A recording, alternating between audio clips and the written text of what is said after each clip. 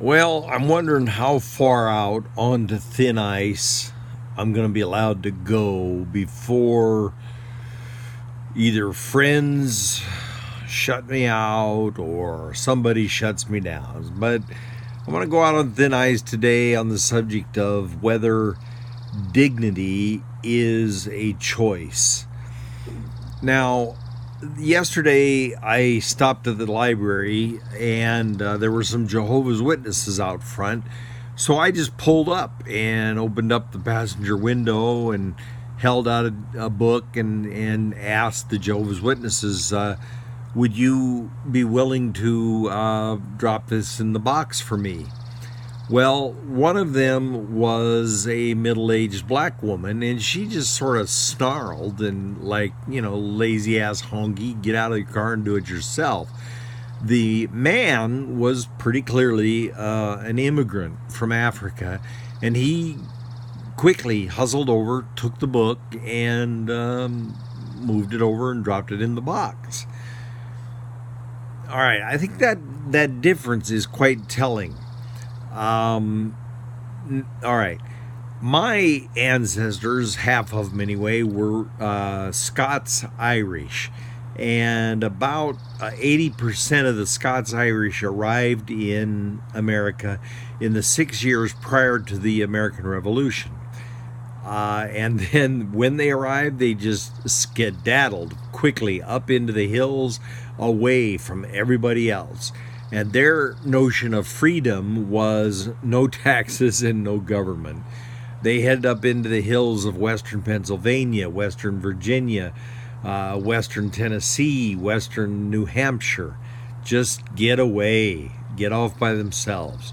All right. Now, what I want to point out is that the journal records of people at that time who saw these people get off the boats reported that they were just the filthiest, low-down, ignorant, rude, crude, dirtbag people.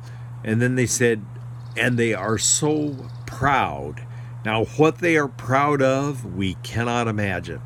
Well, I can imagine that what they were proud of was that having been overrun by conquerors for centuries, either when the Scots got up enough money to go south against the English or when the English got up enough money to go north against the Scots-Irish got overran.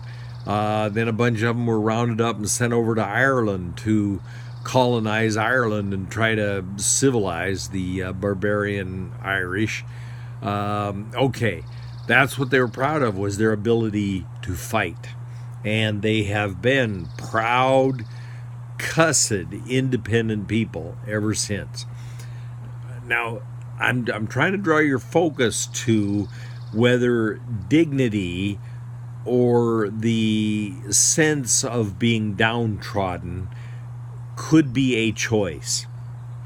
All right, another example is George Washington Carver. Well, shoot, I gave away the punchline.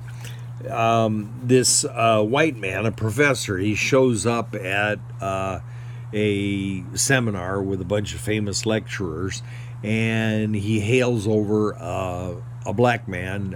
Boy, would you carry my bags up to room 314? And so the black man picks up the bags and he carries them up to room 314. And when he's offered a tip, he declines the tip, which surprises the white man. And the next day, the white man's sitting in the crowd when that black man takes the stage because he's George Washington Carver. So the white man later wants to know, hey, what went on there? And Carver says, what? Didn't you need help with your bags? I was glad to help you with your bags. Now, see, huge difference there. Draw a parallel to the two Jehovah's Witnesses in front of the library. All right. So I've been thinking about that I might like to start wearing a Sikh turban. Especially I like a dark purple. And I'd like to have a beard, too. So, what kind of discrimination might I face if I were wearing a turban and a beard and looked like a Sikh. Well, and it occurs to me, you know, screw you if you're discriminating against me. I know who I am. I know that I am a retired, successful lawyer, that I used to sometimes sit as a judge. I know that I'm a crackerjack computer programmer. I know that I have raised 5 very successful college-educated kids, and now I got 11 grandchildren. 3 of them are headed to college, headed toward graduation. I know that my life's a tremendous success. If you are discriminated against me because I'm wearing a turban, well, whose problem is that? So does the fact that I'm an entitled white guy give me that self-confidence in the face of discrimination, or does the self-confidence come from someplace else? And George Washington Carver was not an entitled white guy. The African immigrant at the library, not an entitled white guy. So what is it that some people can take in that gives them dignity that others let the outside world rob them of?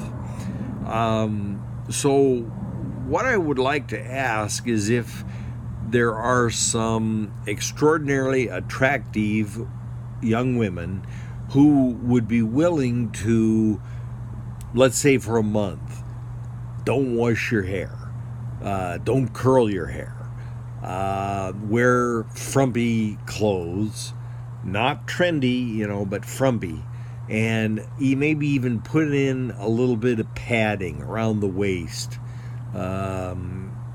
and just in general demean your appearance, and then go out in the world and notice how the world and men treat less than attractive women. Are you able to, in a sense, move down from your status as extraordinarily attractive? Because now what I want to look at is, what is your internal state as that is happening? Do you remain confident of your looks and your status in our culture that is given because of your looks, such that with this artificial diminishment, you're not touched by it? I would really like some volunteers in this area.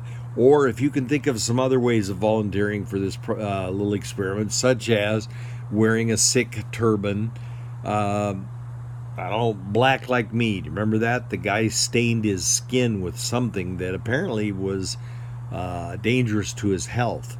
Has anybody read the book? Can you give me some feedback on, did the man feel that his personal dignity was diminished by having black skin, or did he look at our culture from inside black skin, but from an entitled white guy sense of untouchable dignity? So where is it, folks? Where does dignity come from, and is it a choice?